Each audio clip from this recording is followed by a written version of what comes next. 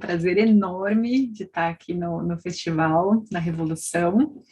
E eu, junto com 4 pessoas aqui também incríveis, que a gente vai conversar. Então, a Juliana que trabalha com artes do corpo, na Pulsara, né, tem essa trajetória de compreender o corpo. A Erlana, que vem de uma trajetória corporativa e vem descobrindo o sentido do tato por outras vias, né, uma trajetória também interessante. A Maíra, que é psicóloga, trabalha com famílias, nessa construção do vínculo, a maternidade, a paternidade, em diversas camadas, né, em diferentes contextos. E o Pedro, que também vem do universo das artes do corpo, já trabalhou em espetáculos, né? E mestre nessa comunicação verbal e não verbal. Então, a gente tem aqui um universo muito rico para a gente falar dessa questão que o Bruno colocou para a gente, né? Da onde nasce o sentido, que é esse vem para o tato. Então, dentro desse mundo, né, da revolução artesanal, do fazer artesanal, a gente sabe que o fazer artesanal, ele traz algo diferente, né? A gente sabe que algo é artesanal porque tem ali, esse algo, ele é imantado por algo único, que diz de uma sensibilidade, que diz de um toque diferente, que nos toca de uma maneira diferente. E esse artesanal é essa presença que fica manifesta, né, nesse produto, seja qual for o fazer, ela vem de algo em nós que se expressa ali. E esse algo em nós é esse sutil que nos anima e que se expressa no nosso fazer. E esse corpo sutil, ou esse corpo gentil, ele é construído, né? Ele vai sendo construído para ir se afinando com o corpo material também, para ir ajustando essa expressão, né? E ele poder, de fato, cada vez mais se expressar. Então, a gente tem o olho, mas a gente tem que construir o nosso olhar, né? E aí cada um enxerga coisas diferentes, de maneiras diferentes. A gente tem o ouvido, mas a gente tem que construir a nossa escuta. Então, esses são os órgãos sutis desses órgãos, né? A gente tem a boca, mas a gente constrói a nossa fala.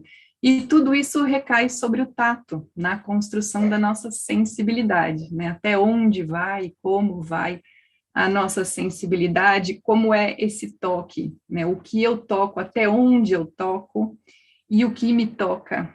Então, o toque da fala, o toque das relações, o toque do olhar. Então, para a gente começar essa conversa, eu queria convidar a Ju para falar um pouquinho, assim, quando a gente fala de corpo e o tato, parece uma coisa muito óbvia, né? Mas, afinal, o que é corpo? Quando a gente fala corpo, do que a gente está falando? E quando a gente fala em acordar o corpo, como você diz, pelo tato ou com o tato, então, dentro da sua experiência, o que é corpo, quando a gente fala um corpo, e como acordar esse corpo, né? E como que vai acontecendo a construção do tato e da sensibilidade, como sentido de sensibilidade. Boa tarde, primeiro a todos. Também muito feliz de estar aqui trocando sobre sobre esse assunto que nos acorda. Para mim, Melissa, quando eu, nesse tecido que eu venho fazendo do que é ser corpo, quando eu falo corpo, para mim eu estou querendo dizer existência, né? Quando eu falo corpo, eu estou querendo dizer essa possibilidade da gente estar vivo, né? Então, o corpo é essa vivência, né? Essa vida que nos atravessa, né? Para mim, ele é formado de muitas forças, né? Forças que a gente herda, forças que a gente recebe, forças que a gente pode construir, como você está dizendo, né? E aí, quando eu vou falar, ou escutar, ou pensar, ou sentir sobre o tato, acho que o tato é o nosso sentido mais ancestral, né? O tato, ele traz a nossa existência, o toque traz a nossa existência, né? Então, quando a gente toca, a gente existe. Seja, né, quando a gente toca alguma coisa, ou quando a gente toca com o nosso olhar, né? Quando a gente toca com o nosso olhar, o que o mundo também está nos tocando. Então, a luz está tocando os nossos olhos, né? Quando a gente escuta alguma coisa, esse som está tocando, né, ali os nossos ossinhos e produzindo. Então, quando a gente fala, né, a gente também está tocando, a gente também está vibrando. Então, o toque, né, o tato, ele está ali na base de todos esses nossos sentidos. Então, acho que é através dele que a gente manifesta esse acordar da vida, né? Porque essa é a nossa condição, né? A gente vive através dessa nossa experiência, dessa nossa fisicalidade. Então, quando a gente fala de tato, né, como esse nosso sentido ancestral de existência, a gente começa a acordar, né? A gente passa a existir quando a gente toca. É o próprio encontro, né? Então, aí vem esse acordar. E eu acho que tudo começa com o acordar, né? Essa acordar da vida em nós. Todo esse movimento que você trouxe, né? Sobre essa tessitura, sobre essa construção, a gente precisa estar acordado, né?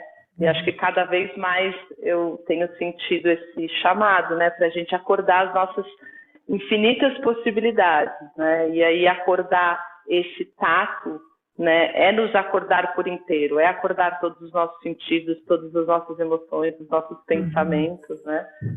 E quais são os desafios que você tem visto na sua experiência, ou mais recente até, né, desse tempo que a gente passou de pandemia, para acordar o tato? Ou o que estava adormecido e o que precisa ser acordado?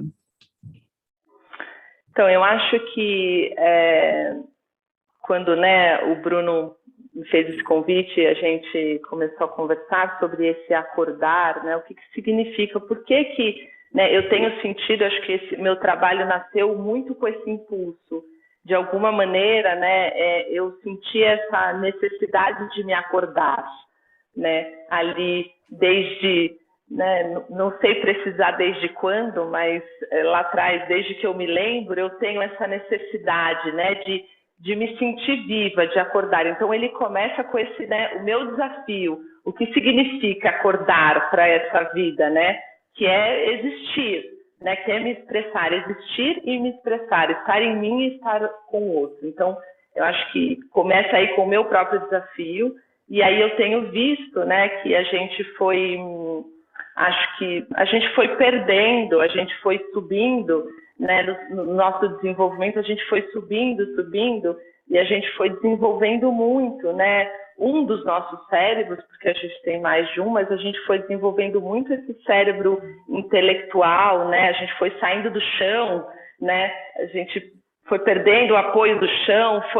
e aí acho que a gente foi acordando uma parte só e adormecendo outra, que é o sentido do movimento, o sentido bem básico, né, de você precisar das suas mãos para realizar as suas necessidades, por exemplo, mais básicas, né, como a comida, como o plantar. Então, acho que a gente foi, de alguma maneira, terceirizando, isso foi ficando distante. Então, acho que é um desafio a gente, né, chamar esse toque de volta, né, esse sentido de volta.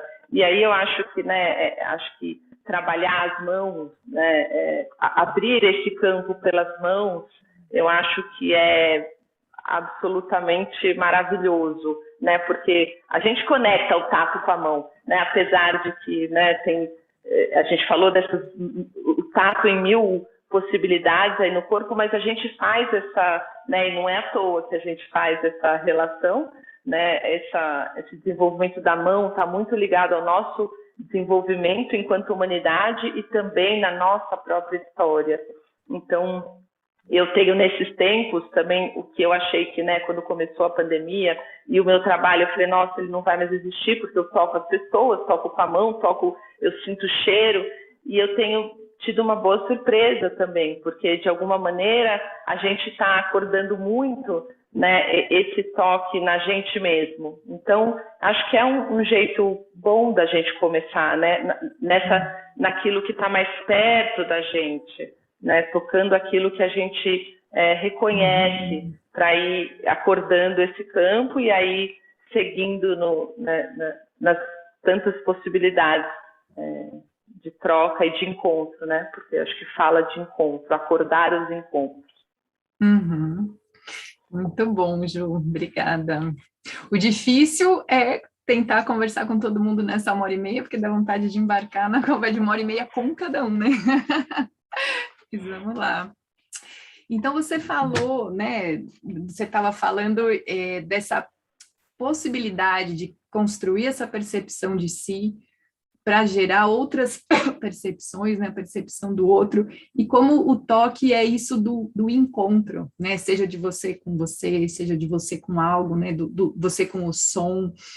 E aí eu queria perguntar para você, Maíra, dentro da sua experiência, né, que você trabalha muito com as relações familiares, relações em geral, né, em outros contextos de grupo, como que você percebe esse sentido do tato dentro da construção dos vínculos, e como é importante isso que a Ju trouxe do encontro, né, de você ter acordado o tato, não só das mãos, mas do saber que você toca e se sentir tocado, né, acordado para ser tocado, na construção, na importância dessa troca, como que o outro também me constrói, né? Como que eu vou me percebendo na relação com o outro e a responsabilidade que eu tenho, vamos dizer, nesse espelho também que eu vou sendo para o outro na medida que eu vou tocando a ele. Boa tarde, pessoal. Me toca muito falar sobre isso, né? E eu acho que a gente, nas nossas próprias interjeições, a gente usa, né, frases como se toca, se liga, né? Uhum. Se percebe, né? Traz para a consciência. Então, a gente utiliza isso na nossa própria forma da gente se comunicar com a gente mesmo, com o outro, né? Quando a gente fala, como a Carolina Messias colocou, né, da gente ter o contato, né? Da gente poder estar junto. Então, as relações, elas nos convidam nos desafios, nos problemas, né? Nos conflitos, nos desencontros, a gente a ouvir o outro e a gente a se ouvir, né? Eu gosto muito quando a Ju fala disso da existência, da gente, do tato como existência, do despertar, né? E eu acho que isso também acontece nas relações, né? A partir do momento que eu me relaciono com o outro, eu entro em contato comigo mesmo, né? Tem diversas áreas da psicologia que, inclusive, estudam os processos psíquicos, emocionais, psicológicos e cognitivos que estão envolvidos nisso, que são muito complexos, é estudado há séculos, né? Mas o quanto esse vínculo ele é construído a partir desse contato, a partir do momento em que eu me disponibilizo de alguma forma para desenvolver, né? Para me tocar o outro, né? E para estabelecer essa relação a partir desse encontro, né? Então, eu acredito que o tato nas relações emocionais e afetivas, independente se existe uma relação de afeto ou não, ela se faz a partir dessa conexão, né? Aqui a gente está construindo uma conexão para, né, dos temas que a gente está conectando temas a partir do trabalho, das relações e do modo de ver, de interpretar e de compreender a vida a partir desse sentido do tato, né? E a gente cria nesse momento esse contato, ele é único, né? Ele não vai se repetir em nenhum momento, né? Mesmo que a gente viva na busca dessas novas conexões. E na relação com as famílias, Melissa, assim, a gente trabalha muito, eu trabalho muito estimulando esse contato, estimulando esse toque, né? Como eu gosto muito da Ashley Montagu, que ela traz o ato de tocar, né, em propostas pedagógicas, relacionais. Então, o quanto a gente precisa desse ato de tocar. E aí existem práticas milenares que envolvem a relação pais e filhos, mães e filhos, por exemplo, a Chantala, nesse estímulo do toque, do contato. O sling hoje, né, a mochila carregadora, desse contato mais próximo. Então, existem mochilas para carregar crianças grandes, né? Então, o quanto não é porque é bebê, não é só o bebê que precisa de colo. Então, eu entendo que a gente precisa até ressignificar esse contato, porque às vezes a gente também como diz, a gente se contenta com um contato distante. E aí a gente vai adoecendo dessa falta de contato, como a Ju trouxe, a própria pandemia nesse momento do isolamento social, né, da falta de contato, nos adoece fisicamente, da gente sentir falta dos abraços. Então, no trabalho com as famílias, eu trabalho com práticas terapêuticas, né, estimulando práticas terapêuticas também de promoção de contato. Né, brincadeiras de abraço, né? Então, brincadeiras de rolar, como a gente fazia antigamente, né? Estar junto, né? Ficar ombro a ombro, assim, né?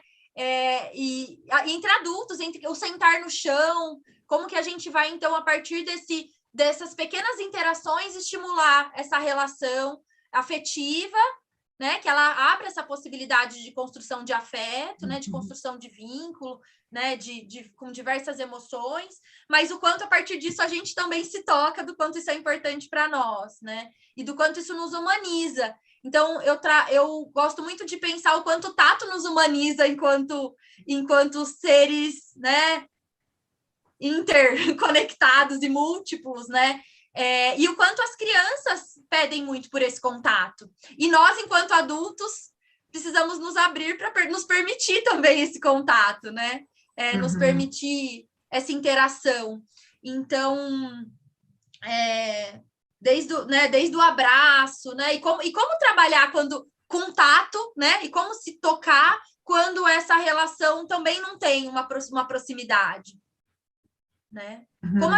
Como a gente constrói essa relação a partir disso, né? Então, acho que aqui no Festival do Fazer, com as oficinas, que vão estimular a gente a olhar de novo, né, para as nossas mãos, que elas já, né, vão mudando continuamente. Então, como a gente, a partir desse olhar da mão, que a gente quer a nossa representação de tato, como a Ju trouxe, mas o quanto a gente se desperta, né? O quanto a gente rememora, né? Como diz a Clarissa Pincoletti, a gente não lembra, a gente rememora, né? Aciona a nossa memória, se conecta a nossa memória de que somos feitos dessa relação material afetiva, né? Nessa construção afetiva desse se relacionar, né? E esse tato vem nessa relação diária, né? E da gente permitir o outro. Por isso que esse encontro, né? Esse encontro entre limites, permissões e entre conexões, assim. Não sei, parece muito abstrato quando a gente fala, né? Mas me vem, numa forma mais prática das relações, me vem desde a gente pedir a um bebê, de falar, olha, agora eu vou tirar aqui a sua roupinha, eu vou tirar a sua calça, eu vou trocar a sua fralda que tá suja. Eu não vou já puxando a calça do bebê. Eu vou tocar ele com cuidado, né? Eu vou fazer um carinho, vou falar, você fez xixi, né? Sua fralda tá suja, agora a mamãe vai tirar sua calça, né? Até uma criança grande que você vai lavar o rosto, você não vai tacar água no rosto da criança, esfregar, né? Você vai, vamos lavar o rosto. Ai, minha mão tá gelada. Ai, tá mesmo, vamos esquentar, né? Então, vem cá, vou te dar um abraço. Você quer um abraço? Então, como que a gente pede permissão para esse contato também, né? Porque esse contato, ele não pode também ser imposto, né? Senão a gente também invade o espaço do outro. E hoje a gente trabalha muito também, diversos autores, com a preservação da infância. O quanto a gente está olhando para isso hoje, de preservar o espaço da criança, o corpo da criança, o limite dela. E o quanto muitas vezes a gente não teve isso na nossa infância, né? Quanto foi muito, né? E a gente ter esse tato para lidar com isso, para lidar com essas nossas emoções também em relação ao que o outro nos traz. Né? E eu gosto muito do exercício desse tato com o fazer manual, né? O quanto o fazer manual nos desperta para esse sentido na extremidade, né? Então, eu gostei quando a Ju trouxe essa sobre o chão, né? E tem um poema da Viviane Mosé que ela fala dos poemas chão, dos poemas pé, dos poemas, né, corpo. E é isso, né? A gente precisa voltar para esse poema corpo, né? Para essa conexão de corpo. E eu sou um corpo, né? Eu tenho corpo. Esse meu corpo tem um sentido, tem uma representação e tem um efeito que eu gero no outro. E a criança, nessa relação adulto-criança, nessa relação parental, tem que ter um respeito por esse corpo, independente de quantos meses ou dias essa existência tem, né? Então, a gente precisa desenvolver esse tato, né? Com as nossas crianças, para que os pais criem, né, criem essa nova relação com si mesmo, assim, né? É como um convite para rever mesmo que tato foi esse que eu desenvolvi ao longo da minha vida para me olhar, para me tocar, para me conectar comigo, né? Tem práticas, desde práticas básicas da gente se olhar no espelho e se abraçar, né? Que parece até meio new age, assim, nas empresas, né? Mas é da gente se voltar para o corpo mesmo, sabe? Ou a gente se olha no espelho e fala, ai, que feia que você é, que burra, errou de novo. Ou eu vou me olhar e vou falar, agradeço esse corpo, né, que me habita, tô aqui, né? Tô aqui pronta para um novo dia, né? Como que a gente faz essa existência ser conectada com esse sentido desse fazer, né? E desse fazer é tudo, né? Desse estar no mundo agora, né? Sim, muito bom. Você estava falando, vocês duas, né? E eu estava lembrando aqui da nossa história como sociedade, pelo menos aqui no Ocidente, que foi tendo esse distanciamento, né, do corpo com o que se diz que é o humano, né? A busca por um crescimento, ou que seja até a iluminação, é algo que está fora do corpo. E aí a gente até relega o trabalho braçal, o artesanal, o feito à mão, né, para algo menor e sem valor, porque o que interessa está em algum outro lugar e é de alguma outra natureza que não essa matéria. E esse desafio de saber que é através desta matéria que qualquer outra coisa vai se expressar. E aí a gente volta para essa pergunta, né? Mas então o que é essa matéria? Na verdade, a gente não conhece, né? A física quântica, outras ciências, enfim, vem cada vez trazendo outras descobertas. Então, se voltar e se questionar, afinal, o que é o corpo? O que são as mãos, né? O que são essas 5 antenas que, quando a gente mexe, mobiliza áreas imensas em todo o nosso corpo? E então é uma redescoberta mesmo, que o processo de humanização passa por redescobrir, né, o que é o ser humano, o que é o corpo, e como o sentido do tato, ele é mesmo esse construtor da nossa sensibilidade, né? Desde o contato físico até o extrafísico, que se expressa no físico, né? Então, essa terminologia também a gente tem que até ir criando novos vocabulários para novos territórios que a gente vai descobrindo. A gente vai iluminando mais porções do ser que precisam de outros nomes, inclusive, né? E a gente vai tocando mesmo esses lugares e sentindo esse toque. E você, né, estava falando disso, como a gente tem necessidade do contato, né? Parece que não. E a gente vivia uma vida conversando com algumas pessoas na pandemia, né? Tô aqui preso dentro de casa e tal. Não, agora é que você tá livre, né? Porque você tá percebendo tudo o que você pode, o que você tem necessidade. Antes estava tão dentro de uma agenda que não percebia nem essa necessidade de contato. E como que esse corpo sutil, vamos dizer assim, ele precisa de alimento, ele precisa de expressão, né? Essa nossa necessidade de contato. Eu preciso de um outro para me perceber, para me sentir. E aí, Pedro, eu queria te ouvir um pouquinho, né? Que você avançou bastante, né, nas suas descobertas desses tipos de troca, né? Diferentes tipos de contato, pela comunicação verbal, pela comunicação não verbal, pela comunicação corporal, pela massagem. Então, tem muitas camadas de comunicação até para gerar uma comunicação não violenta, né, onde a sensibilidade tem que estar presente, né, esse sentido de humano que vai sendo construído por essa sensibilidade de percepção de si, do outro, de se perguntar, né, o que é humano, não é só esse contorno, né? Tem algo aqui da minha expressão. E como é que você tem percebido isso, trabalhado com isso, trazido essa sutileza da comunicação nas diferentes formas que você trabalha? Bom, você falou que eu avancei, né, nesses estudos. Eu não sei se eu avancei, mas eu estou aí, né? Você Eu estou nesse praticou, barco né? dessa Você tem pesquisa, hein? praticado. Uhum. Assim, recentemente, nos últimos tempos aí, eu tenho tido uma experiência especial que é... Bom, a pandemia foi difícil para mim, assim, né? Acho que para muita gente, de formas diferentes, né? Foi difícil. Mas a pandemia foi difícil para mim porque eu, trabalhando com a comunicação não violenta, estava apoiando pessoas que estavam passando por situações difíceis. E eu, como alguém que estava apoiando, também estava queimando o meu combustível ali, né? Nesse apoio. E acho que todo mundo que é terapeuta, psicólogo, percebeu uma demanda muito grande de pessoas querendo esse tipo de apoio, né? Principalmente quem podia pagar, né? Porque quem não podia ficou muito mais abandonado, né? Uhum.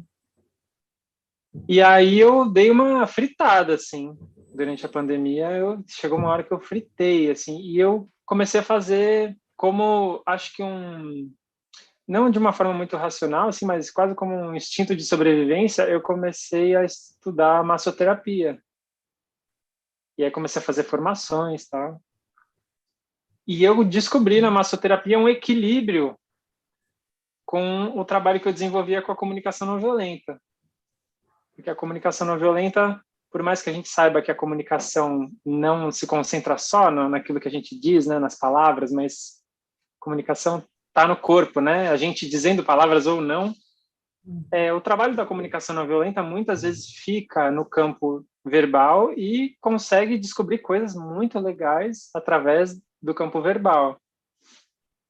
Mas aí eu comecei a descobrir que a massagem era meio que a outra metade que estava faltando, assim, pelo menos para mim nesse trabalho. Então, o fato de eu fazer massagem, eu tocando outras pessoas, isso foi muito, me ajudou muito a equilibrar essas energias. E eu percebi o quanto que as pessoas também estavam sentindo muito falta, assim, né?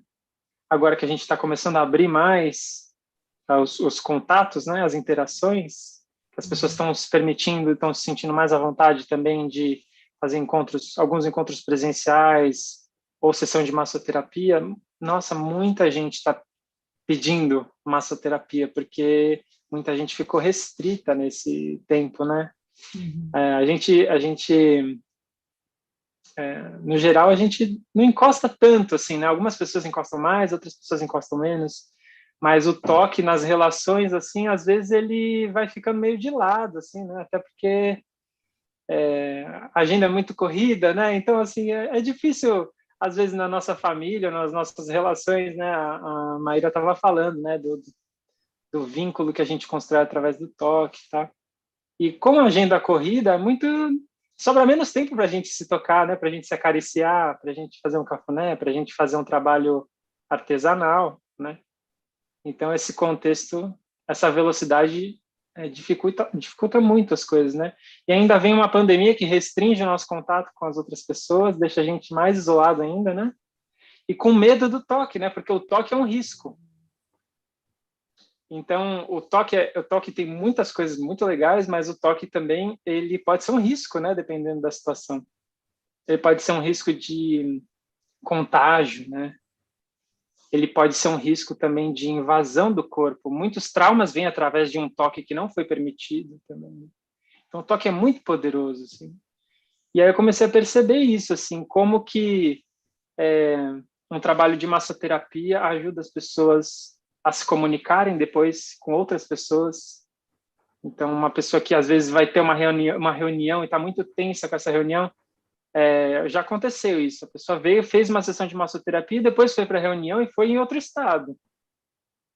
E também como que os processos de troca de processos terapêuticos através da conversa também afetam o corpo, né? Porque a conversa está no corpo, né? Então, acho que todo mundo aqui já teve alguma experiência de viver uma conversa que você saiu da conversa assim, nossa, mais leve, assim, né, com o corpo diferente. Então, é meio que isso aí que eu tenho chafurdado no campo da comunicação. Uhum. Muito bom. E como as coisas são todas mais interligadas do que a gente imagina, né? Didaticamente, a gente dá muitos nomes diferentes expressões, mas tem uma fonte dessas expressões, né? E o toque geralmente leva a gente para um contato que chega bem mais perto disso, né? Ou que pode nos levar para esse contato. E daí essa potência, né, de acontecer tantas coisas a partir de um toque, para bom ou para ruim, né? Muito bom.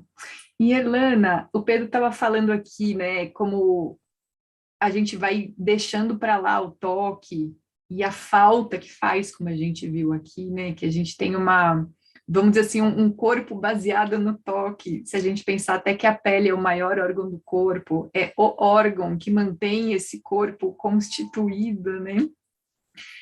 E eu sei que você vem de um ambiente corporativo, em algum momento da sua vida você atuou bastante lá, onde é um ambiente onde a gente conhece, assim, que comumente o toque fica bem apartado, né, do dia a dia.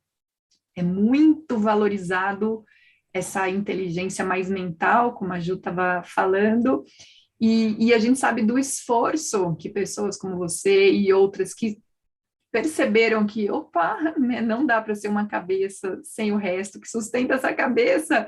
Como é que a gente inclui assim, resgata o que há de humano em nós, né?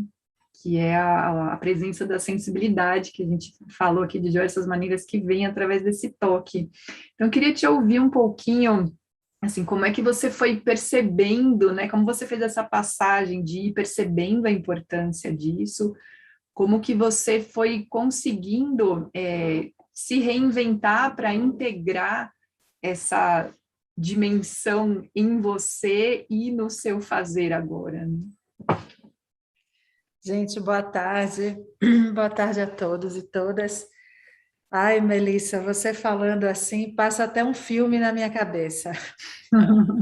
Aliás, eu fiquei escutando todos vocês, falas muito incríveis e trazendo exatamente para esse contexto, né? O contexto corporativo, no sentido do contexto dos negócios, né? O ambiente de negócios, a comunidade de negócios, né? Que é uma força tão marcante na nossa sociedade e que termina por determinar muitos dos caminhos, né? Pelos quais nós seguimos. E, de fato,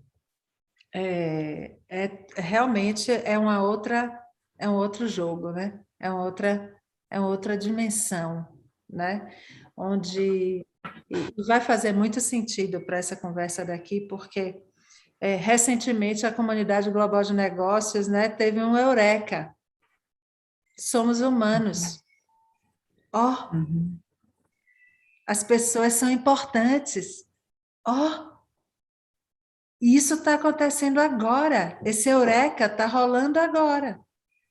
O século XXI lá ia levando a gente para o espaço.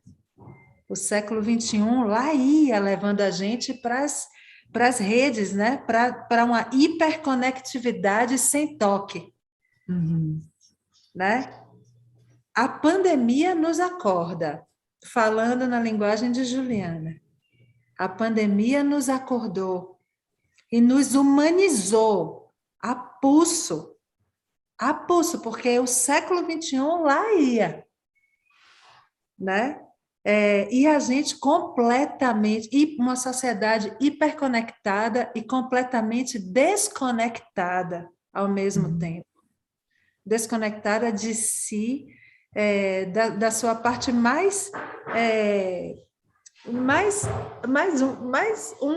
na sua unidade mais óbvia, que somos nós, gente, né? Corpos, pessoas. e planeta, né? E aí nós em sentido amplo, nosso corpo em sentido amplo, né? Nosso corpo nós, nosso corpo enquanto sociedade, nosso corpo enquanto planeta, né? Enquanto natureza, totalmente desconectado.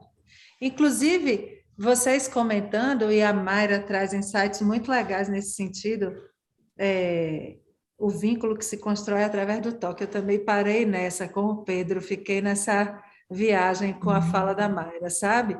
E vendo como o toque não está nas relações corporativas, nas relações profissionais, né? Está muito pouco. Está, por exemplo, há uma simbologia muito grande do aperto de mão, né? O aperto de mão está no ambiente de negócios de uma maneira muito forte, muito presente, e com a simbologia de trato, né? Ok, estamos de acordo. Então, a força desse toque, né? Não só assina um contrato e aperta a mão.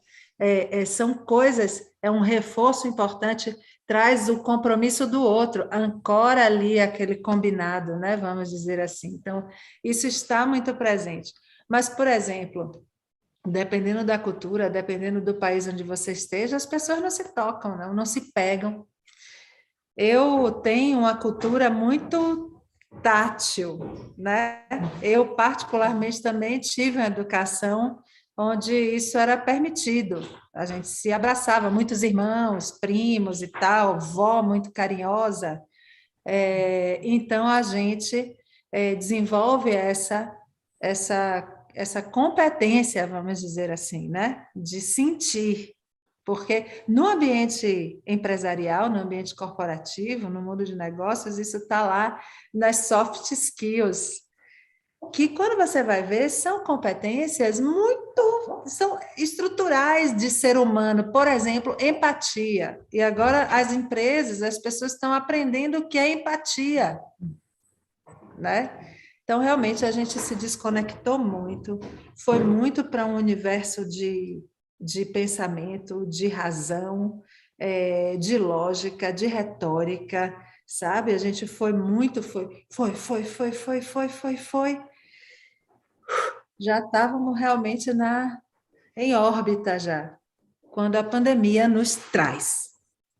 E é um pouco isso que a gente sente, sabe? E aí traz de volta essa consciência de que, opa, está faltando alguma coisa. Estávamos assim, não é para a gente, assim, para quem que estamos trabalhando, o que estamos fazendo, que mundo a gente está construindo, né?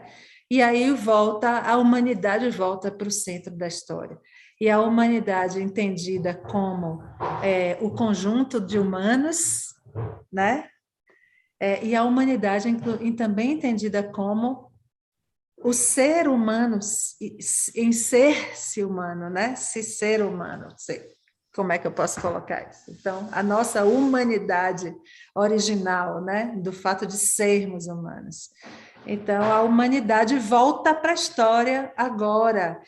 Que beleza, porque está na hora, assim, last call, última chamada. O voo está partindo, a gente está perdendo o jogo. Nós estamos perdendo o jogo. Nós precisamos virar isso urgentemente. E a partir da humanidade, de sermos humanos, né? E de sermos realmente um todo humanos, né?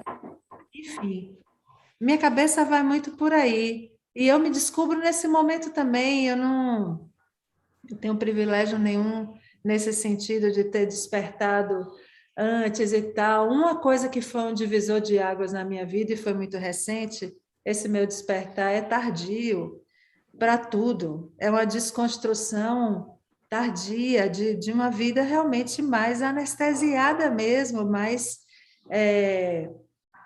totalmente dentro da narrativa de negócios, sabe? Então, eu desperto a partir da experiência do tato, numa viagem que eu fui para a Índia, em fevereiro de 18, ou seja, agora, né? E ali, naquele momento, eu com muita dificuldade de lidar com as diferenças que eu estava vendo e com a questão. Foi uma viagem para um ashram, foi uma viagem, uma yatra, que é uma viagem sagrada, né?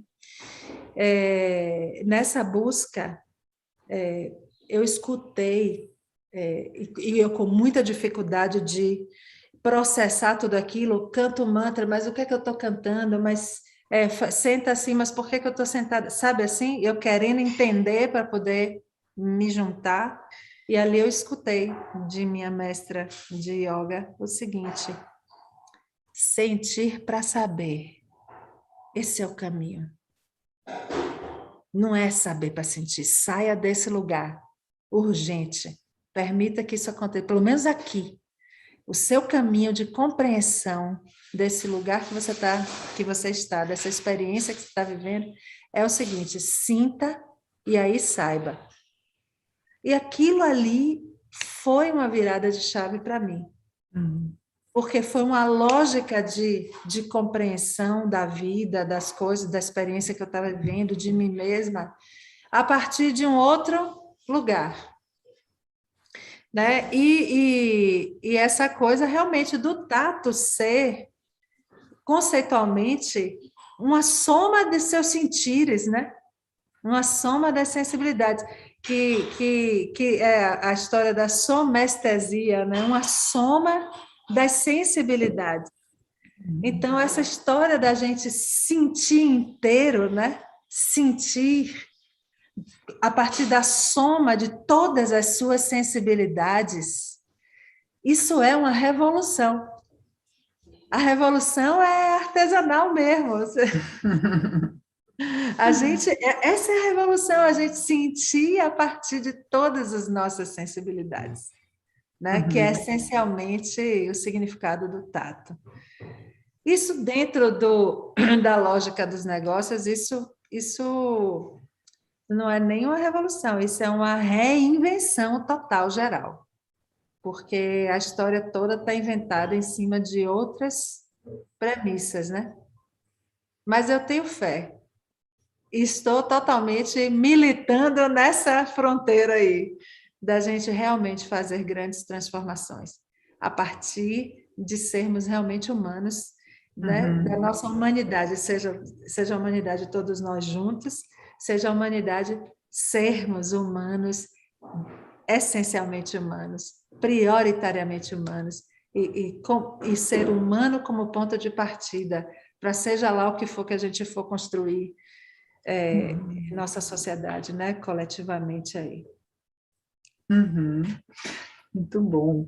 E aí você traz, né, com a sua experiência, como se fosse a natureza de como a gente de fato funciona, né? Eu só posso dizer que sei algo se experimentei, senão eu ouvi dizer, eu estudei, eu tenho uma informação, mas para saber precisa de uma vivência, né? Precisa de uma vivência, e eu só posso teorizar uma experiência.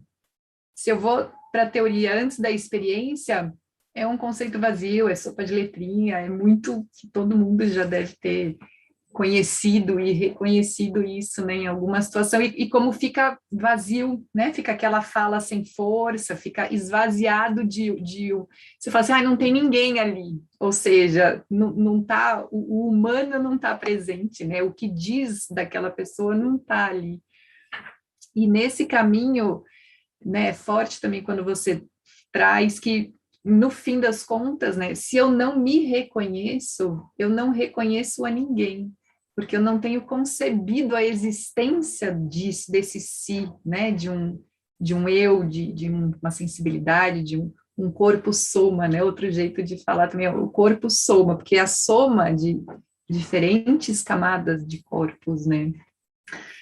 Ô, Ju, fala um pouquinho pra gente, assim, na sua experiência, né, eu imagino que você acompanhando as pessoas nesse contato, nesse sentido do reconhecimento de si, e aí vão acontecendo muitas descobertas do que você acompanha, o que é que você vai observando, assim, de transformação da pessoa no contato com ela mesma, das relações, né, que ela enfim, ela vai concebendo um outro mundo, né? A existência de um outro mundo. Como é que você acompanha? Assim, o que você percebe? Como que você vai vendo esse processo acontecer?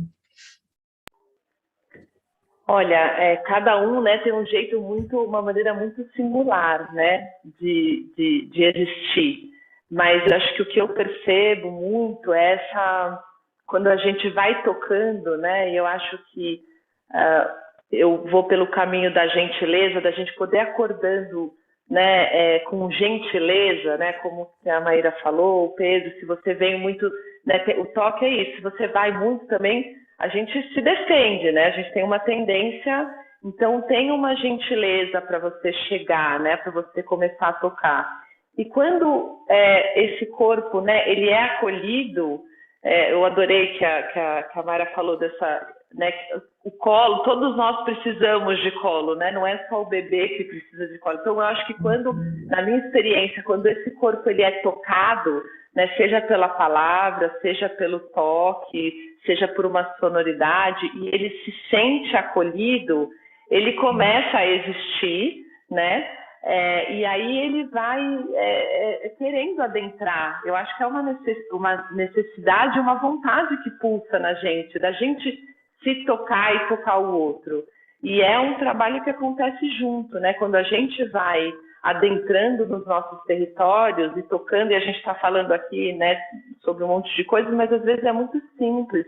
Eu parar e tocar, né, os ossos das minhas mãos, eu parar e tocar, né, e fechar meus olhos com as minhas próprias mãos, ou isso produz uma coisa em você muito grande.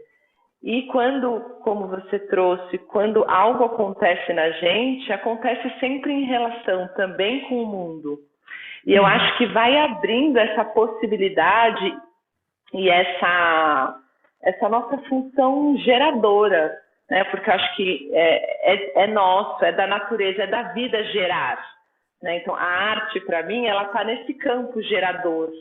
Né? Então, quando você vai tocando esses territórios, você vai percebendo que está em você essa possibilidade de gerar mundo, gerar corpo, né? De conversar com a vida, conversar com aquilo que te formou, conversar com as suas forças herdadas. Então, vai abrindo, esses territórios eles vão se abrindo, eles vão se ampliando. E quando a gente vai mergulhando e ampliando os nossos territórios, é impossível não ampliar nossos territórios para as nossas relações, porque é algo que acontece junto, né? A gente é corpo social também, então não tem como. Então também quando a gente está aqui, né, a gente junto vai ampliando, certamente isso vai ampliando também os nossos territórios internos.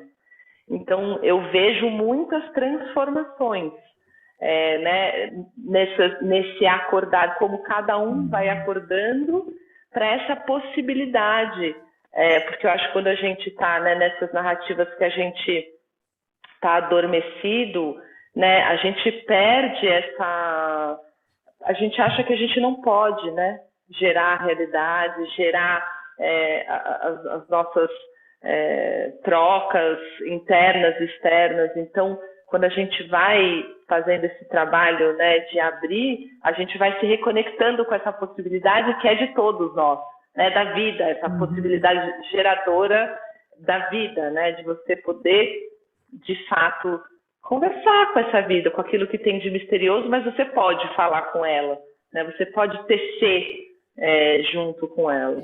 Então, é muita transformação, né, cada corpo vai fazendo o seu percurso, mas o que eu vejo é muita abertura, muita transformação, e tem um tanto de uma simplicidade também, né? Porque é isso, é da experiência.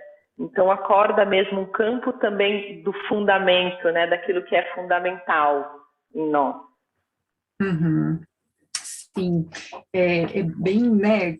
Quando a Erlana traz também, assim, quando eu fui lá e vivi uma coisa que eu entendi, né?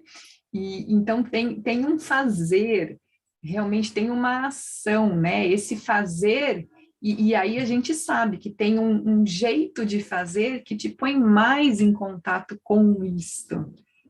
e passa por uma relação, né? O contato com algo, ao fazer algo, que seja algo comigo mesmo, mas tem uma ação aí, não é? E aí eu vou percebendo todas essas outras existências e a expressão disso, né? Então, esse fazer me coloca em contato e eu tenho as descobertas na expressão do que vai acontecendo ali. Eu lembrei bem assim lá das nossas origens, né? O mito de Adão e Eva, só assim para trazer a dimensão do fazer. Então, quando o Adão encontra Eva e topa um relacionamento e eles têm filhos, é aí que ele se descobre criador. Fala assim, uau, eu sou um criador, e descobriu isso na relação, né? E daí todo o papel do feminino, do masculino.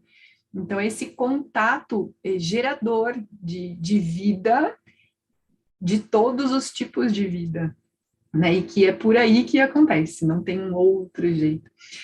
E aí, ouvindo vocês, a gente vai vendo que a gente tem muitos centros de inteligência, né? Como a Ana falou, tem muitos centros de inteligência. Aí eu queria te perguntar, Pedro, eu tenho, por exemplo, quando eu faço um trabalho corporal, principalmente uma massagem, alguma coisa assim, vira e mexe eu saio com aquela sensação, ai, tô em mim de novo, né? Assim, me encaixei. É uma sensação muito nítida, assim, tipo, eu estava em algum lugar e agora eu tô aqui de novo. E esse encaixe, como que você percebe da sua experiência, do estudo que você já fez também, esses outros centros de inteligência que o contato com o corpo traz e como isso vai burilando a nossa expressão, né? Só tem pergunta casca grossa aqui, gente. Não vai sobrar nada simples aqui para a gente resolver. Puxa, não... Eu acho que assim...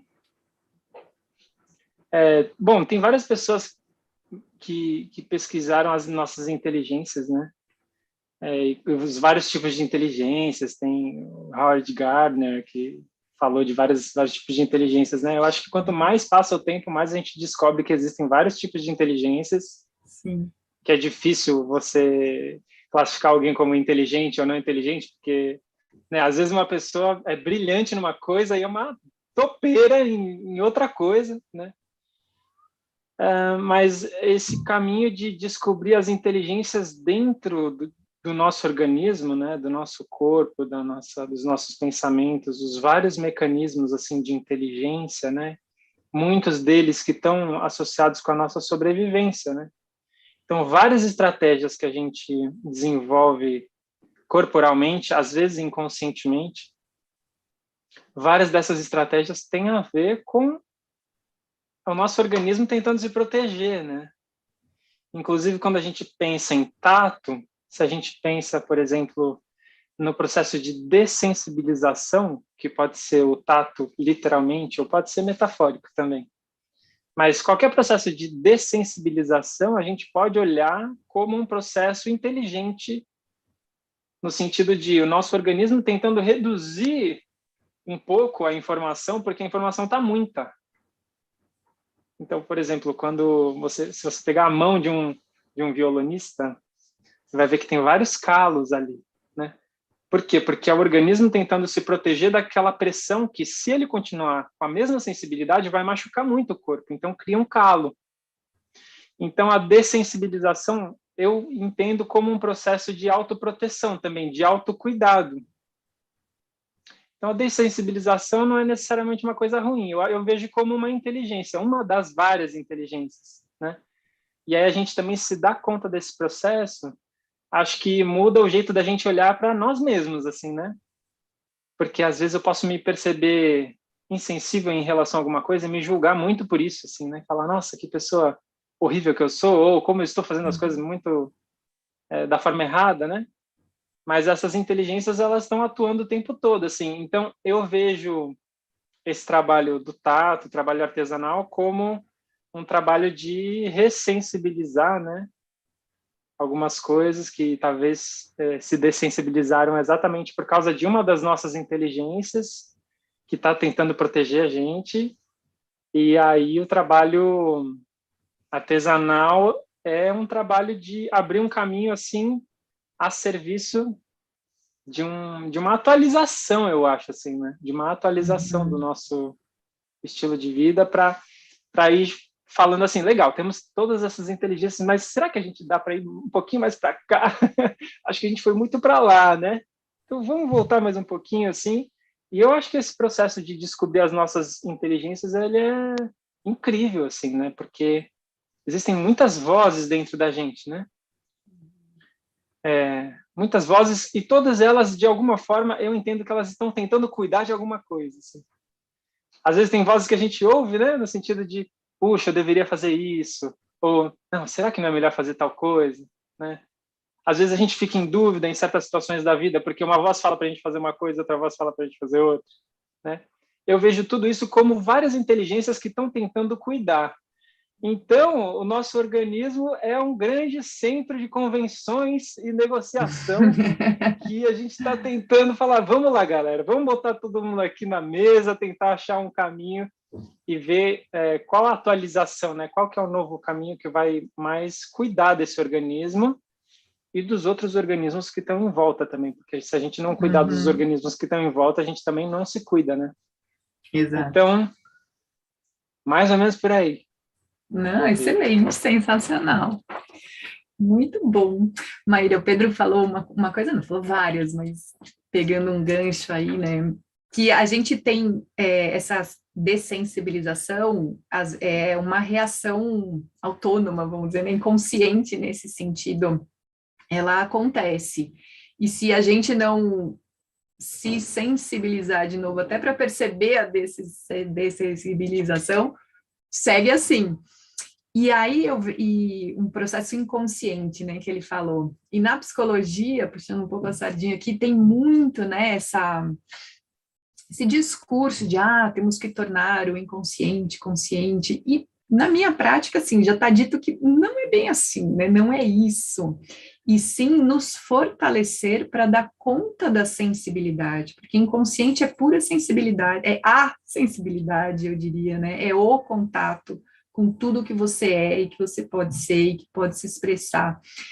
E aí, esse trabalho de não só se forçar a se dessensibilizar, né, porque nem tem como, mas esse fazer que todos vocês fazem, né, que a Revolução propõe, que nos fortalece para dar conta de ser seres sensíveis, né? Isso que a gente está falando desse processo de humanização.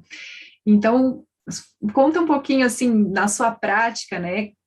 Tem a conversa, eu sei que tem, mas como você falou que tem muitos fazeres, como é importante a parte do fazer, dos exercícios, do contato, para haver essa construção de um corpo que dá conta de ser sensível, né? Na minha prática também tem pessoas que topam o trabalho terapêutico com prática corporal e a coisa vai, e a profundidade, as memórias, tudo que vem, enfim, e as que não querem o trabalho corporal e vão só... como faz muita diferença o toque, mas nesse sentido de propor um fazer para você ganhar corpo mesmo, e aí corpo e sensibilidade, né, muito juntos nesse fazer artesanal, vamos dizer. Melissa, na minha prática envolve muitos caminhos, estímulos, né, como o Pedro trouxe, são muitas inteligências envolvidas, né, e cada um a partir da sua própria história topa, né, e se sensibiliza até aí por caminhos, às vezes conhecidos, às vezes completamente desconhecidos, depende do movimento, né. Na minha prática como psicóloga e arteterapeuta, né, e utilizando esse fazer, eu utilizo muito o fazer dos fios, né, esse fazer do tecer dos fios como até um simbólico desse tecer da vida, né? Desse tecer do que faz sentido para mim, das relações que eu quero construir, a cor que eu vou escolher, né? A agulha que eu vou escolher para tecer esse crochê, né? Que isso diz, né? Eu brinco assim, que mood que traz, né? Tipo, um dia aqui em São Paulo, por exemplo, tá um dia nublado, aí eu escolhi um fio cinza, né? Tipo, que isso diz, assim, né? sobre o meu processo. Então, é esse convite de sair, que o fazer artesanal traz, que é de sair desse modo automático, né? Sair desse modo automático e vir para o modo de presença, né? De estou no aqui e agora, e o que isso diz sobre o meu movimento, sobre os meus desejos, sobre os meus sonhos, sobre quem eu sou, sobre o que eu quero para minha vida. Quando o Pedro falou, trouxe essas questões super ricas que ele falou agora, eu me lembrei de uma história. Quando eu estava fazendo a minha especialização em arte-terapia, eu lembro que, para eu escrever minha tese, eu colocava todos os meus trabalhos manuais começados na mesa, junto com os livros. Quem olhava de fora, né? Meu marido, ele falava, que você vai escrever sua tese, né? Tipo, computador, os livros e, sei lá, bordado, crochê, tricô. Eu lembro que eu tive que fazer esse processo várias vezes, de colocar tudo ali na minha frente, na mesa de jantar. E mesmo que eu não fosse tecer alguma coisa, e às vezes eu tecia, assim, eram alguns pontos, assim, mas aquilo me estruturava, né? E aí, até conectando com o que a gente está falando aqui, esse fazer manual como estrutura, como estruturação, né? Como esse convite a sair desse modo automático, né? Dos afazeres, como diz a Clarissa, né? Sair dos inúmeros afazeres que a gente tem para fazer e voltar para por que eu estou fazendo isso mesmo, né? E para mim, muito como mental, e eu acho que nessa era que a gente vive, a gente é muito estimulado a viver o mental, como a Erlana trouxe, né? Esse mental, esse pensamento, né? Viver no pensamento, no racional, no lógico, na produtividade. E o fazer manual eu vou levar tipo, dias para fazer essa blusa. Mas por que eu não vou lá e não compro essa blusa?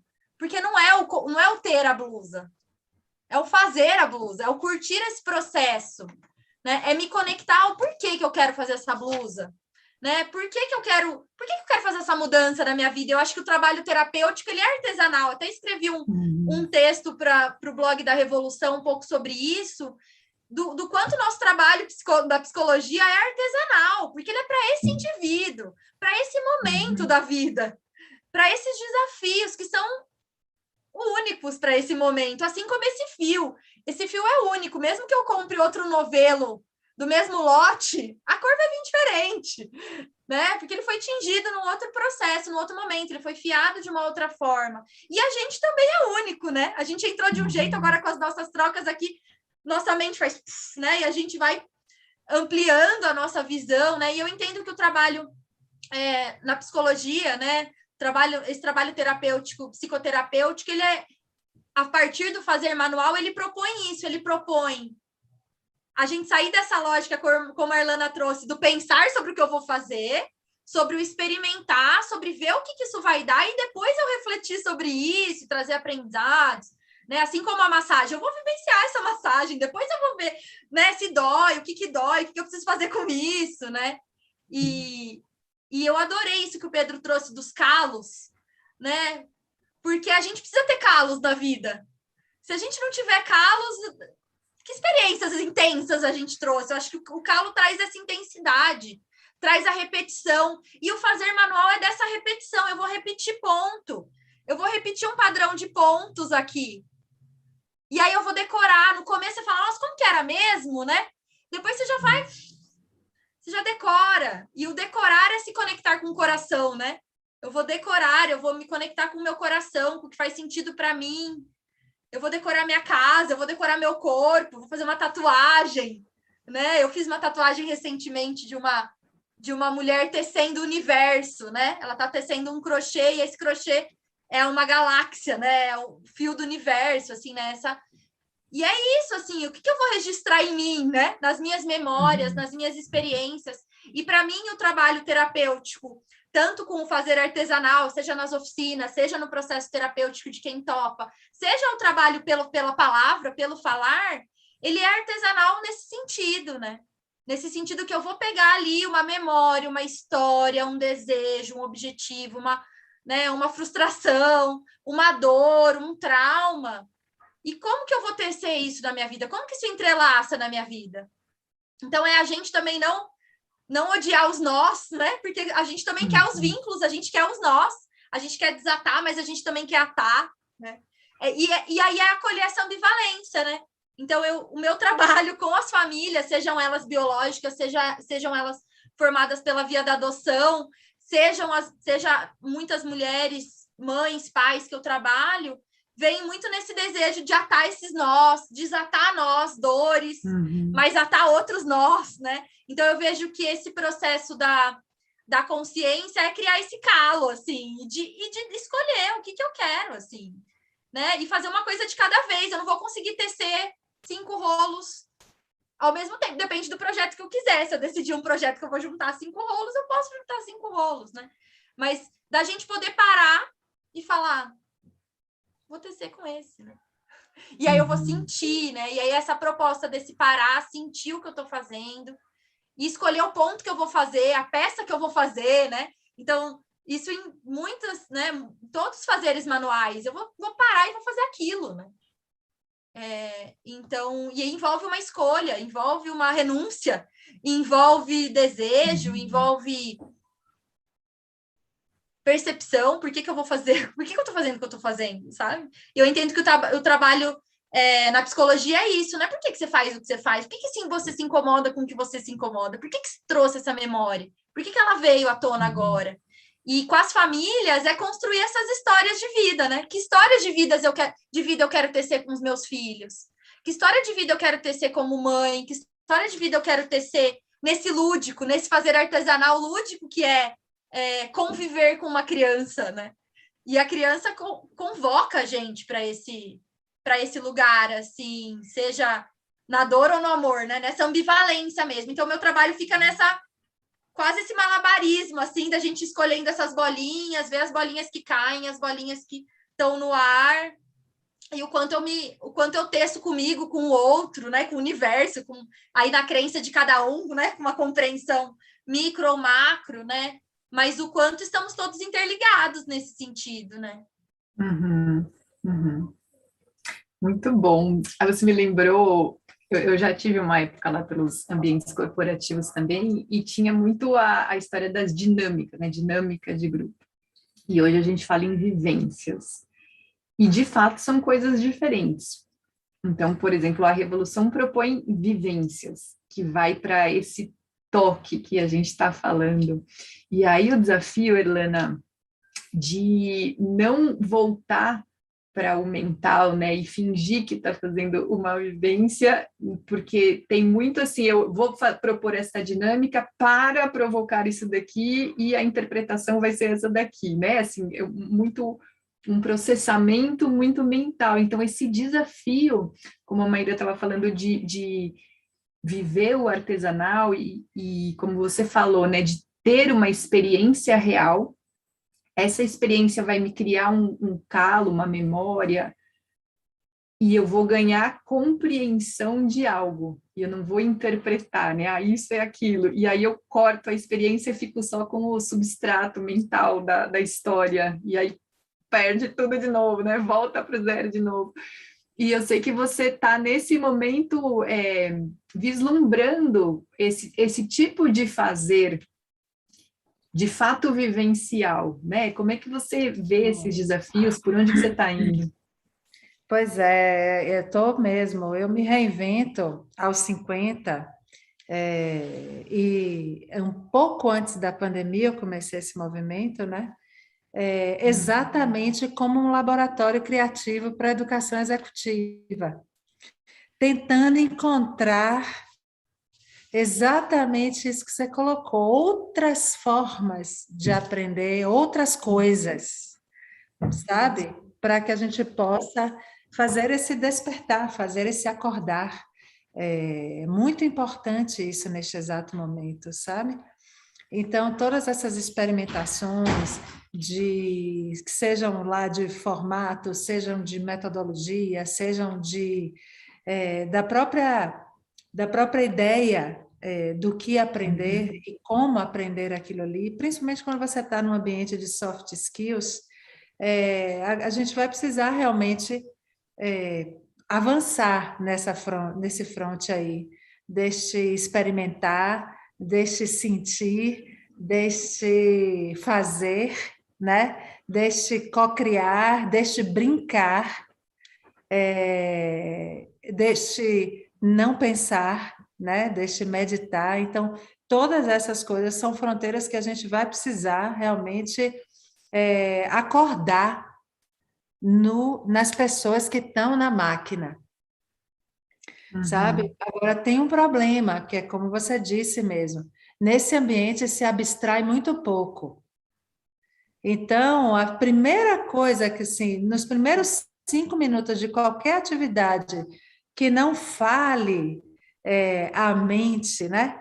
Em primeiro lugar, já rola aquela sensação: o que é que eu estou fazendo aqui? Isso aqui é uma perda de tempo, meu e-mail está bombando, o WhatsApp pipocando, eu tenho que entregar um relatório, e o que é que eu estou fazendo aqui? Isso é uma perda de tempo, isso é uma perda de tempo, e a coisa ganha um nível de estresse que sai de um indivíduo e contamina o grupo, assim, é um problema. As pessoas, elas não têm chegança com sentir para saber, sacou? O caminho é um só, saber para sentir, e não se sente nada, porque a liturgia, a narrativa, são duas coisas, né? A narrativa e a liturgia do capitalismo é um caminho de dessensibilização total.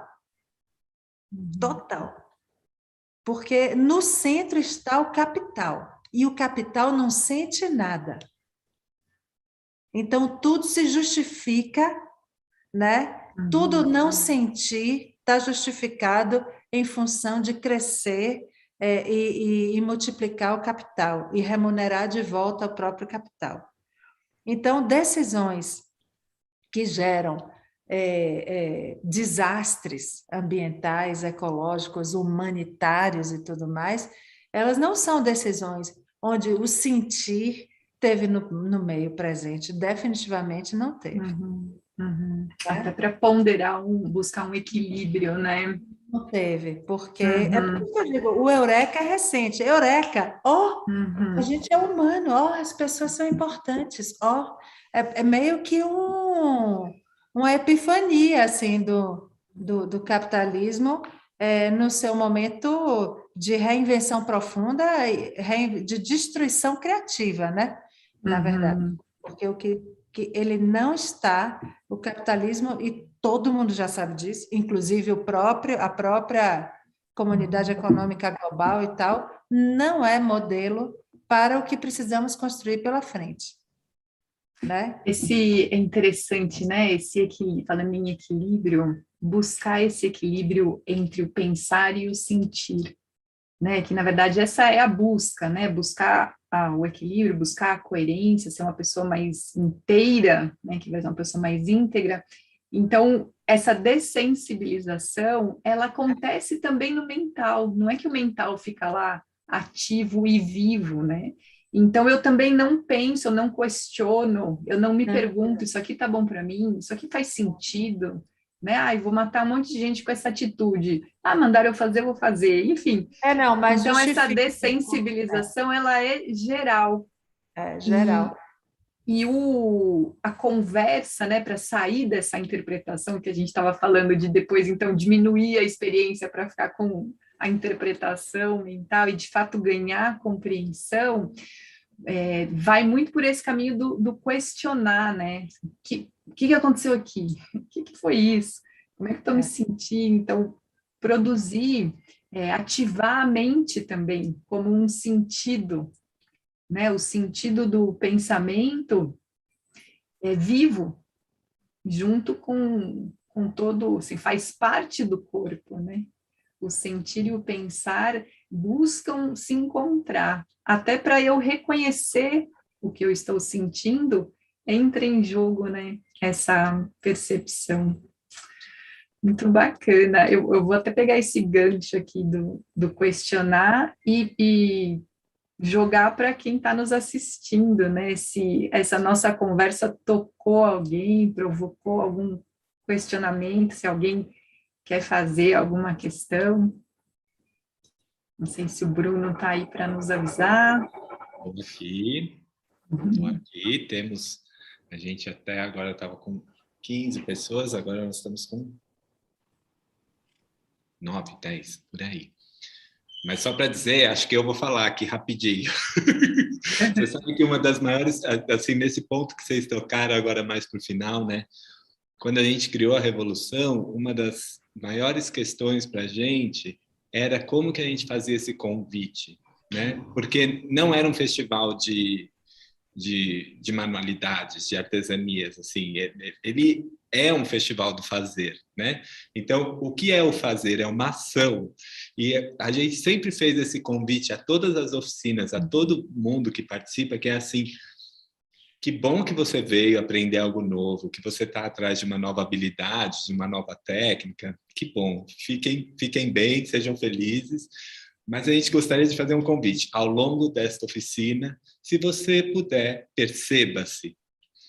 Pare e dê uma checada. Por que você está brigando com a agulha? Por que você está fluindo rápido com a agulha? Por que você está colocando um monte de folhas para fazer o ecoprint? Por que você só escolheu uma folha para o ecoprint, né? Essa história do fazer que é o lugar onde a gente, né, vai criando essa musculatura de se perceber, de perceber que o produto leva você, né, aquilo que sai no final, te conta uma história do como você estava, de como você é, daquilo que você gosta, né? Enfim, então, muito legal, porque esse é o ponto, assim, né? Como que a gente vai percebendo e acordando, e a provocação das mãos tem esse lugar, né, pra gente, assim. Então eu fico muito contente, estou adorando, eu estou aqui do lado aqui, ouvindo e rindo e interagindo com vocês sem estar na roda. Super ativo aqui, falando, gente, é isso, né? Enfim, só compartilhando. Mas se alguém quiser falar dos participantes, enfim, se alguém quiser abrir, fazer alguma pergunta, trazer, sejam bem-vindos a isso.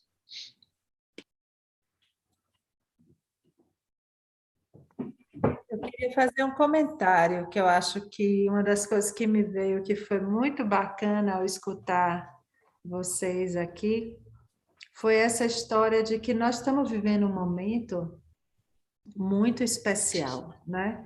Onde as coisas se reorganizam agora em prioridades e se reorganizam também em, vamos dizer assim, urgência, sabe? Prioridade, mas também velocidade, né? E uma coisa que tem sido prioridade e que vem na discussão, vem embutida aí na discussão do propósito, né? Que é uma discussão muito forte nesse momento, junto das empresas, uma discussão muito forte também a nível de indivíduo, nos indivíduos, né? Nas pessoas. Estamos todos, de uma certa maneira, nesse acordar que está sendo a fase que a gente está vivendo. Uns já estavam acordados, outros não, né? Mas, de certa forma, toca todo mundo. Uma necessidade aí de tocar o mundo com a sua própria existência, né? Dentro na linguagem das empresas, essa discussão ela toma corpo e forma na conversa sobre propósito, que é basicamente a intenção que você tem de colaborar com a sociedade por meio deste negócio, né? E essa coisa de tocar o mundo é uma mensagem muito linda, que traz a gente para essa dimensão do toque, do tato, né? Do existir. Né? Então, veio muito forte essa história, a partir da escuta da nossa conversa aqui, do momento e da prioridade que nós temos enquanto indivíduos, enquanto organizações, enquanto sociedade, de tocar o mundo e conseguir tocar para um lugar mais viável, né? Um futuro mais desejável neste exato momento. A soma de todos esses nossos toques no mundo, que eles sejam muito positivos e que ajudem a gente realmente a fazer essa curva aí que a gente precisa fazer nesse momento. Então, eu acho que tocar e ser tocado e se tocar, e tudo isso ganhou uma grande prioridade e uma grande urgência neste exato momento. Uhum. Então, queria fazer esse comentário aqui. Muito bom. Alguém mais de vocês quer falar alguma coisa que eu não perguntei, que eu cortei, ou que brotou aí de ouvir todo mundo?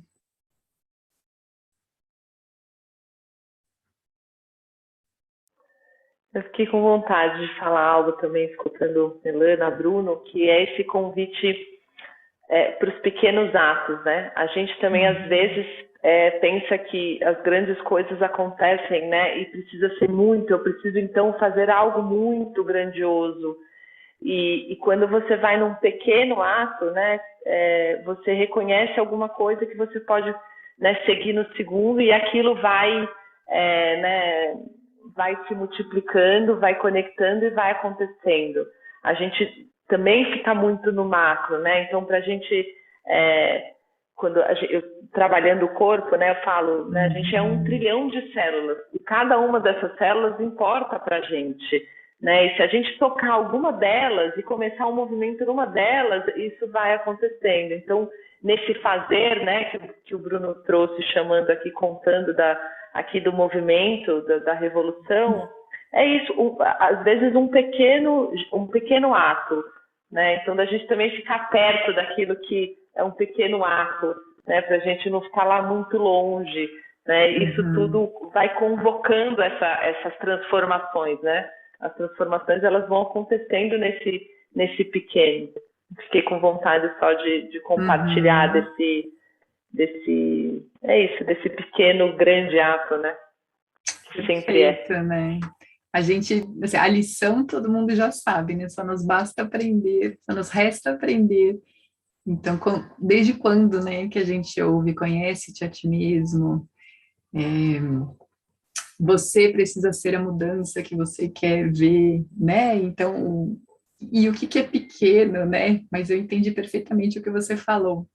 Esse pequeno importa, né? Ele está dentro, está em relação com tudo isso, né? E aí, nesse momento, ele ganha uma proporção imensa, né? Muito bom. Alguém mais quer falar para a gente ir encerrando? Queria agradecer a todos. Agradecemos também a presença, Juliana. Tem uma coisinha que eu gostaria de falar aqui, mas não sei se a Mayra quer falar também. Tá, vou pegar, depois eu passo a bola. Duas coisas que me vieram assim nessa nossa conversa. Uma delas foi a importância pelo menos para mim, assim, né, de me perguntar a serviço do que está o fazer artesanal? A serviço do que está o tato? Porque o tato em si, o fazer artesanal em si, não necessariamente é uma coisa transformadora, não necessariamente, né, é uma experiência de autoconhecimento, né? Tem muita gente fazendo coisas artesanalmente e sendo exploradas por causa disso, né? Vivendo disso ou não vivendo isso como uma experiência de transformação humana, né? Eu achei muito legal que o Bruno trouxe, assim, dessa conexão, assim, né, com qual que é a intenção desse fazer artesanal. Achei isso muito legal. A serviço de quê, né? E a serviço de que está o tato? E também uma outra coisa que me veio, que eu acho que tem alguma coisa especial no tempo da experiência do tato. Quando a gente tem uma experiência conectada com o tato, né, quando o tato está sendo o canal principal, existe alguma coisa especial em relação ao tempo que a gente vive, que é um tempo diferente de outros tempos. E eu acho que é um tempo que pode ser regenerativo. Então, uma experiência através, né, uma experiência do tato, de massagem ou de fazer coisas artesanalmente, eu acho que esse tempo ele pode ser regenerativo exatamente por causa do tempo que a gente vive quando não está fazendo isso, que é o tempo mega, né? É o tempo da sobrecarga, é o tempo do industrial, da larga escala, que é o tempo do digital, uma aceleração absurda, né? Uma quantidade de informação absurda. E essa informação que vem pelo digital, muitas vezes ela frita, né? E quando a gente se conecta com esse tempo que o tato oferece para a gente, quando eu vou fazer qualquer coisa manual, tem um certo tempo e tem uma limitação, eu não consigo fazer muito mais rápido, né? Tem um tempo da coisa, um tempo do processo. E eu acho que esse tempo pode ser regenerativo, assim, né? Então, acho que ele ajuda a gente também a viver uma vida um pouco mais saudável, né? É isso. Sim. Você falando agora, me veio aquela sensação do me encaixei em mim, né? Que eu falei, que é como se nesse fazer artesanal junta tempo e espaço, né? Porque a materialidade do que você está fazendo ali e com essa qualidade de percepção te permite essa junção, né? Porque quantas vezes a gente não fica com ansiedade, com depressão, fora do corpo de algum jeito, né? E nunca é bom quando está fora. E quando junta, e aí você tem uma experiência real e se amplia para os dois lados, né? Porque aquela materialidade, aquele fazer ganha proporções que você pode ir descobrindo muitas camadas, e o contato consigo próprio também vai ganhando proporções, né? E você vai acessando esse tempo aí, então é um encontro muito potente quando integra tempo e espaço, né? Muito bacana. E é muito bom terminar com perguntas, né? Não é para tentar responder tudo. Então, eu acho que é isso mesmo, quando a gente fala de se questionar, então, assim, eu acho que a gente termina, então, afinal, o que é o tato, né? Fica aqui, a serviço do que tá esse fazer, a serviço do que para que essas provocações, né? Acho que é bem por aí mesmo. Muito bom. Maíra, quer falar alguma coisa, Maíra? Não sei se eu quero falar e quebrar esse fluxo dessas perguntas, mas talvez para sair com mais perguntas, eu deixaria algumas provocações sobre quais são essas possibilidades, então, de fazer, né? De ser e de estar, né? Desse contato. Né? Quais são os jogos, quais são as brincadeiras, quais são as atividades do cotidiano pequenas e rotineiras que a gente faz no automático, desde tomar banho até lavar a louça, né? E que a gente poderia fazer com mais contato, né? E como que seria isso? Como que isso poderia impactar em grandes fazeres, né? E o quanto a gente está com isso também criando, a partir de tudo aqui que a gente está trocando, a gente está criando uma nova cultura, a gente está criando uma cultura familiar, individual, social, essa comunidade aqui, né? Esse movimento, essa criação dessa nova cultura, né? Então, vamos dar as mãos, nos unir, né? Acho que fica esse convite nesse movimento para isso, né? Né, Bruno? A gente até podia dar as mãos aqui, ó, todo mundo, ó, cada um. Exatamente. A Ju tem que fazer assim, ó. A Ju tem que fazer assim, ó. E o Bruno assim. Exatamente. Gente, eu queria agradecer muitíssimo. Foi linda a conversa. Foi uma delícia. Foi uma delícia, foi muito, muito gostoso. Quando a gente vai compondo a roda de conversa, né, da cabeça e os convites, assim, eu fui indo para um lugar assim, nossa, vou trazer alguém que fala da cor, vou trazer alguém que fala da fala, vou pensar em alguém que traz a história da comunicação, vou pensar em alguém que está tentando mudar o ambiente corporativo. Isso vai dar um jogo, mas a hora que a gente vê a conversa rolando, que delícia. E fico muito contente, assim, porque tem esses pequenos, né, assim, para mim mexe bastante, assim, né, a gente cria uma história, sei lá, revolução, com essa provocação para o mundo, de como que a gente vive as coisas, né, de que todo fazer, quando é feito artesanal, seja ele um médico, um advogado, um businessman, se é artesanal, ele é esse fazer que vai né, trazendo tato para dentro, consciência, mexendo no mundo, porque mexe dentro de você, porque você, enfim. Então, escutar tudo isso e olhar, e aí sair com perguntas, né? Assim, é isso, é sempre muito enriquecedor. Eu agradeço vocês que estiveram, né, que trouxeram as suas histórias e as suas falas, muito, muito, muito. Aos participantes que ficaram com a gente do começo ao fim, tanto aqui quanto no YouTube. A gente teve uma plateia muito gostosa, enfim, pessoas que não saíram, e eu acho muito gostoso isso. Para mim está sendo uma novidade descobrir como funciona essa história do online, né? Fazer, entender que tem gente que está aqui com a gente, enfim, né? Ouvindo, se alimentando. E o que eu mais gosto dessa história, né? Do que eu acho que aconteceu aqui nessa roda, é que a roda foi uma experiência de conversa, então eu acho que ela é inspiradora para todo mundo, assim, né? Não foi uma teorização, não foi uma explanação de algo, foi uma costura, né? Então, muito obrigado, gente. Muito bom, obrigada pelo convite também, foi uma delícia. Obrigada a vocês todos, os que estão aqui e os que estão aí por aí. Vamos lá, recebemos já muitos parabéns por aqui no chat, e é isso. Um grande Mas a gente podia tentar fazer um clique, hein? De mão, todo mundo de mão dada. Cadê? Peraí que eu vou tentar. Se eu clique, eu não consigo tirar a foto. Mas quem está no Revolução Assim, Artesanal? Ju, assim, Juliana. E o Bruno aqui, assim, ó. Eu estou tentando fazer o clique, gente. Pronto.